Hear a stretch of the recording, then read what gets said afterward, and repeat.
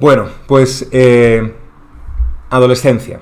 A ver, le he estado dando muchas vueltas a el contenido que era necesario contar en este vídeo para que se entendieran cómo se relacionan unos conceptos con otros, pero no quería desarrollarlos si no era en un vídeo específico y algunos de los temas no los había tocado antes. Lo que había que contar me resultaba complejo y amplio, no sabía cómo organizarlo y al final, y de momento, he decidido dividir el vídeo. Entonces este sería un primer vídeo con un tema central, que ahora veréis cuál es, y en principio yo creo que habrá 3 vídeos, en principio, pero no puedo garantizarlo. Vale, pues una primera idea exclusivamente sobre el tema de la calidad de la serie como producto audiovisual, cultural. Ya sabéis que lo que ha sucedido con la crítica, con la evolución de la crítica, ha sido que en principio ha habido un elogio extremo y generalizadísimo, unánime, hasta el punto de que ha habido propuestas y tentativas de convertirla en material educativo, oficial, bueno, y después ese globo se ha desinflado un poco, porque han empezado a aparecer discursos críticos, cuestionamientos de algunas de las supuestas virtudes que tenía la serie, pero esto se ha producido distanciando el análisis del contenido de la obra de su calidad como producto artístico. Es decir, que se empezaba a cuestionar si el discurso feminista o el análisis de la violencia machista era verdaderamente profundo e interesante, pero sin embargo se preservaba el juicio muy elogioso sobre la calidad de la obra como producto artístico. Yo quiero añadir algo a lo que se ha dicho sobre la calidad formal, digamos, ¿no? de la serie. Y es particularmente sobre el tema este del plano secuencia, que es lo que más se ha reivindicado para justificar, digamos, para demostrar que la calidad formal de la serie pues era extraordinaria, tan extraordinaria que su plano secuencia era completo. Vamos, para que fuera más completo, para que estuviera la serie más cargada de calidad, habría que haber hecho los 4 capítulos en un solo plano secuencia. Bueno, pues yo quiero recordar no solo que el plano secuencia no es una virtud formal por sí mismo, es solo una característica, es una decisión sobre cómo se va a grabar. Más o menos difícil, pero no mejor o peor, sino que además el montaje, o sea, la sucesión de planos diferentes, fue identificado prácticamente desde el comienzo de la historia del cine como la aportación específica del lenguaje cinematográfico a la expresividad artística, es decir, aquello que había que desarrollar y que había que procurar no perder, aquello que había que controlar y con lo que había que contar las cosas que el cine y solo el cine podía contar. Gracias a la sucesión de planos diferentes, a los contrastes, a las reiteraciones en las características estructurales de esos planos, etc. Por supuesto que de eso el cine ha abusado de las características, de las virtudes, de las posibilidades que le ofrecía su propio lenguaje. Y tenemos el ojo muy cargado de montaje y de exceso de montaje, eso por supuesto. Pero la alternativa a la pérdida de calidad por exceso, por abuso de montaje, no es la eliminación del montaje. Es decir, cuanto más montaje se reduzca, mejor es la obra, sino el montaje armónico. Y no hay una cantidad de montaje a priori, esto es novedad, no hay una cantidad de montaje buena a priori, sino que cada obra pues requiere de una cantidad de montaje o hay muchas posibilidades que pueden funcionar. Tanto los excesos como los defectos tienden a ser mala decisión, simplemente tienden. Pero es que el uso, digamos, virtuosístico del plano secuencia, o sea, llevando el plano secuencia más allá de el grado de dificultad que una directora o un director promedio pueden manejar, es algo que se ha hecho ya muchas veces, siempre buscando asombrar a la audiencia, y que inmediatamente después se ha agotado como mecanismo de sorpresa. Es decir, tras un alarde de plano secuencialismo, pues han pasado unos años en los que la gente decía, bueno, pues un plano secuencia y ya está, no pasa nada, no me aporta nada, quiero volver a ver montaje. Es decir, que sus posibilidades son limitadas, su capacidad para crear escuela es limitada. Y por supuesto, más allá de las sofisticadas coreografías que requiere de un plano secuencia y de la belleza que pueda tener ese coreografiar los movimientos de todo el elenco, el interés del plano secuencia ha sido siempre recoger en tiempo real interpretaciones reales. Es decir, independientemente de que haya muchísima sincronización entre unas personas y otras y que el plano quede muy bien compuesto en cada ocasión, que esté muy bien pensado, el interés verdadero, las verdaderas aportaciones a la historia del cine han sido en tanto que la ausencia de cortes indicaba mayor componente de verdad. Nada más. Hay que decir además, hay que recordar que el virtuosismo es un muy mal criterio de calidad.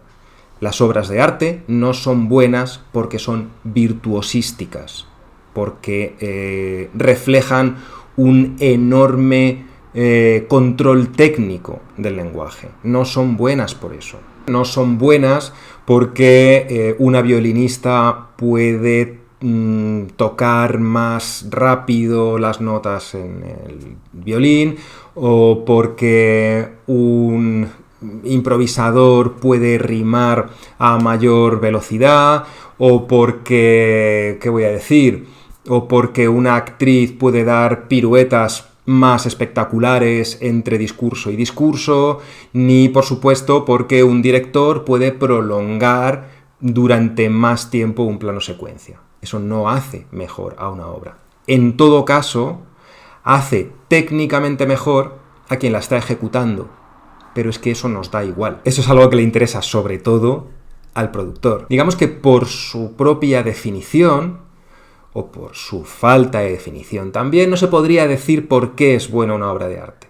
No se puede decir porque una obra de arte tiene que poder explorar los medios para cualquier tipo de medio para ser buena. De modo que no puedes decir a priori cómo tiene que ser buena. Es decir, que no es que cualquier cosa sea arte, sino que si previamente está establecido dónde está la excelencia del arte, entonces esa obra de arte es redundante, ya es innecesaria.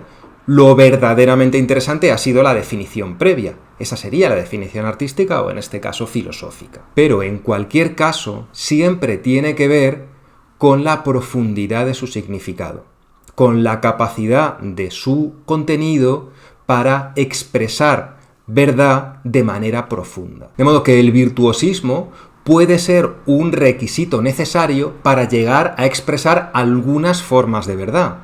Pero en la medida en que lo que esté buscando sea el virtuosismo y se pase de ese lugar donde está la verdad, entonces ya pierde calidad. Es decir, que Adolescence no es buena porque los planos secuencias sean largos, aunque sea lo que más veces se ha dicho. Su calidad está en el guión y sobre todo, esto yo creo que es bastante evidente, en las interpretaciones. Y es porque con ellas sí se cuentan cosas que nos interesan, que nos parece que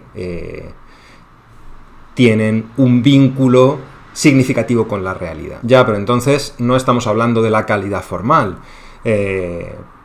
Si hablamos solo de la calidad formal, tendremos que ver cuáles son los elementos técnicos expresados, utilizados de una manera pues más brillante. Bueno, no es eso así. El arte es mímesis, es decir, imitación de la realidad. Y por tanto está compuesto de dos cosas: del lenguaje con el que se imita y del objeto de la imitación, de aquello que se imita. Cuando hacemos esa abstracción analítica que consiste en valorar la calidad formal de una obra de arte o de valorar el contenido de una obra de arte, estamos enfocándonos en uno de los dos aspectos. Pero esos dos aspectos, ninguno de ellos puede desvincularse del todo del otro. Es decir, cuando analizamos la calidad del contenido de una obra de arte, estamos juzgando si es un buen contenido en la medida en que está expresado en un lenguaje. aunque estamos enfocándonos en el contenido. De ese mismo modo, cuando analizamos la calidad formal, estamos juzgando si es un buen uso del lenguaje en función de aquello que está queriendo decir, no simplemente si es un buen uso del lenguaje en abstracto, que es lo que sería un alarde virtuosístico. Bueno, pues ya hemos hablado bastante de arte. Vamos a lo gordo. Tengo que decir que yo voy a hablar más del discurso que se ha asentado con respecto a la obra, de lo que se ha oficializado, prácticamente oficializado sobre lo que la serie es, aunque hay versiones encontradas y tal, pero hay, por lo menos en las redes sociales en las que yo me muevo con perspectiva de género y cuestionamiento relacional y sobre todo la violencia machista, etc., hay una cierta mirada más o menos asentada, más o menos oficializada sobre lo que se está contando ahí. Que no creo que sea lo que se está contando ahí. Entonces voy a hablar más de esto último porque me interesa más, porque creo que es lo que repercute políticamente. O sea, voy a discutir el discurso, más que lo que se está verdaderamente diciendo en la obra, o que yo pienso que es lo que verdaderamente se está diciendo en la obra, sin dejar eso de lado. Es decir, no es que vaya a dejar de hablar de la serie, pero voy a hablar sobre todo de lo que creo que se está extrayendo de la serie. Y voy a hablar mal, claro. Lo que entiendo que plantea la serie es que existe una tipología criminal, un crimen en concreto en la narración, y tenemos que descubrir quién es el asesino. Tenemos que saber por qué se produce para lograr evitarlo. Y la serie toma la decisión de elegir una determinada vía de investigación no súper definida, porque una de las características que ha sido fuente de su elogio y después de su crítica es que es muy indefinida, que no se pronuncia, pero sí hay un cierto pronunciamiento por el sufrimiento masculino y sufrimiento adolescente. Y sufrimiento relacionado con la validación y sufrimiento relacionado con la falta de recursos de todos los sujetos involucrados para entender y limitar eso. Digamos que esa es la orientación, como digo, muy difusa. Eso es lo que plantea la serie, entiendo yo. Y lo que han respondido las redes, lo que se ha establecido como interpretación más generalizada, más allá de mamarrachadas como hablarle directamente al personaje, ¿no? Y encararse con el personaje y decirle con el chico, el asesino, ¿no?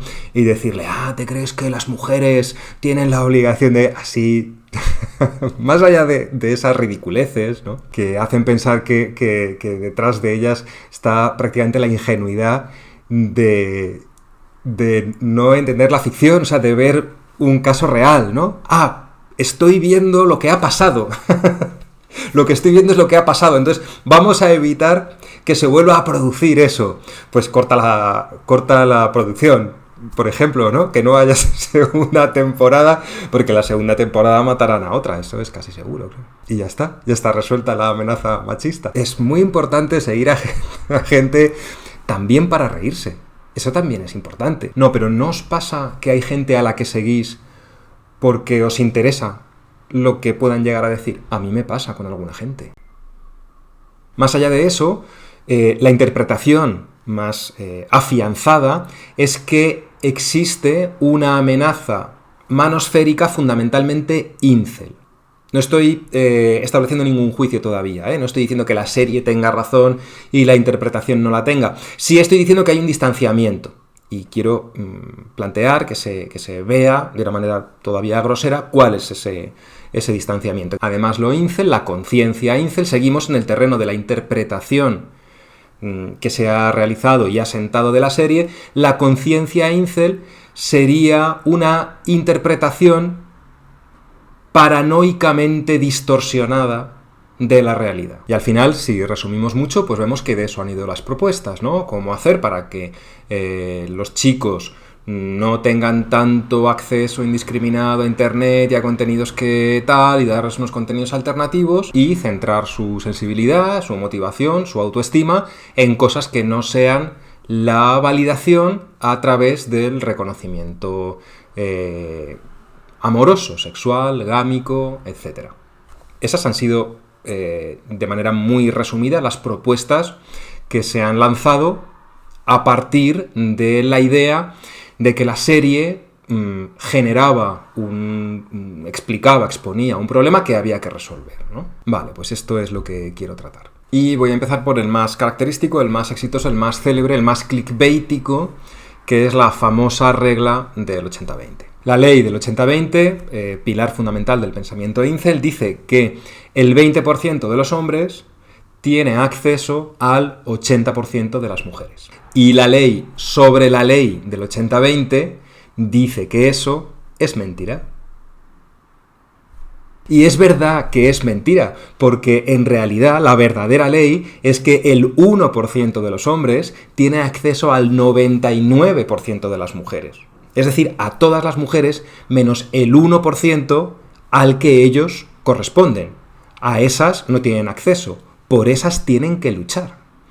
Y a eso es sobre todo a lo que se dedican. Es decir, que la ley del 80-20 es falsa porque es arbitraria. Porque elige el 80-20 como si el 80-20 fuera una cifra significativa, haciendo pensar que en el resto de los porcentajes el funcionamiento es diferente, que hay una verdadera barrera entre el 20 y el 80 y entre el 80 y el 20. Es decir, que busca de manera artificiosa establecer una distinción de clase determinada, señalar a unos enemigos concretos que estarían del otro lado del 20%. Mientras que dentro de ese 20% y dentro del otro 80%, digamos que no habría distinción de clase, el destino de todo el mundo sería muy parecido e incluso habría una cierta hermandad, una cierta conducta de reparto equitativo. Así que la ley del 80-20 es mentira porque convierte un continuo en un discontinuo. Pero por nada más. Todo en nuestro consumo y en nuestros gustos funciona a través de una elección de lo mejor según un criterio, sobre todo normativo, en el que podemos encontrar una correspondencia con la ley del 80-20 en el porcentaje del 80-20 y que para economía expresiva vamos a llamar ley del 80-20. Es decir, que todo es una ley del 80-20. Y si ese pensamiento incel está reivindicando equivocadamente la ley del 80-20 como si fuera algo que solo les pasa a ellos, y se están equivocando en eso, todavía se equivocan mucho más quienes cuestionan el pensamiento incel cuestionando la ley del 80-20 al decir que esa ley del 80-20 no está operando, cuando está operando en todos los campos. Y señalar que la ley del 80-20 funciona en todos los campos, que es injusto y que hay que combatirlo, se llama socialismo. Así que la pregunta no es por qué los incels se obsesionan con la ley del 80-20 y de dónde les viene ese discurso y por qué son vulnerables a él. La pregunta es por qué el discurso desde el que desde la izquierda combatimos e incluso llegamos a envolver el pensamiento incel decide negar la existencia del mercado. Esa es la pregunta.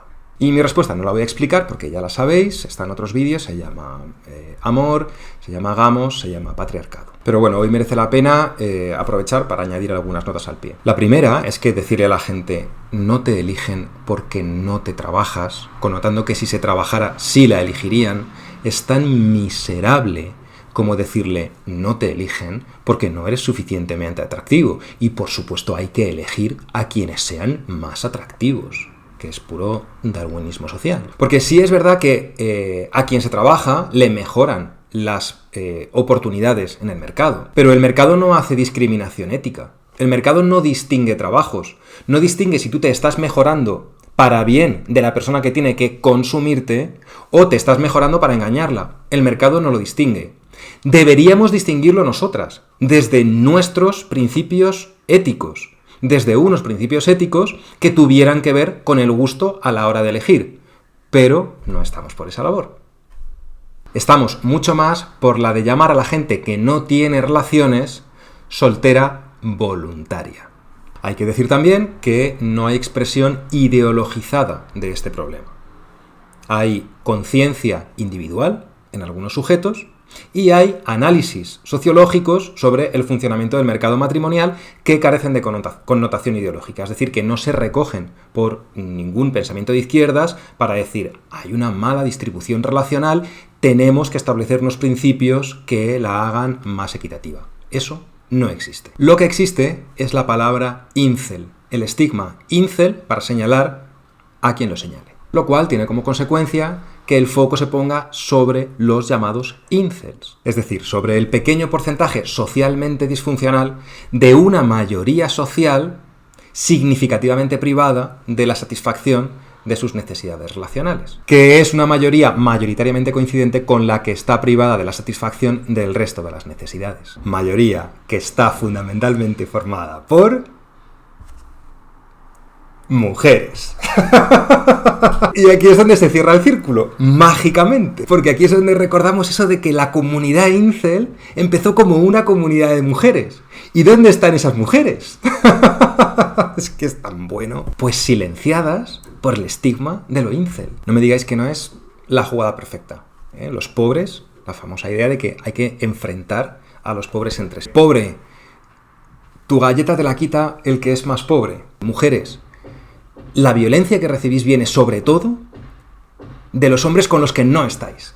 Bueno, se dirá a lo mejor que estamos dándole demasiada importancia a las relaciones, a todas las relaciones que tienen componente sexual, ¿no? Y que eso es una coyuntura histórica que sí que podemos intentar combatir, ¿no? Rebajar el componente sexual de las relaciones y volver a relacionarnos de un modo que de manera espontánea sería menos jerárquico y que llevaría a menos decisiones. Y que dependería menos de eso que de manera peyorativa llamamos validación.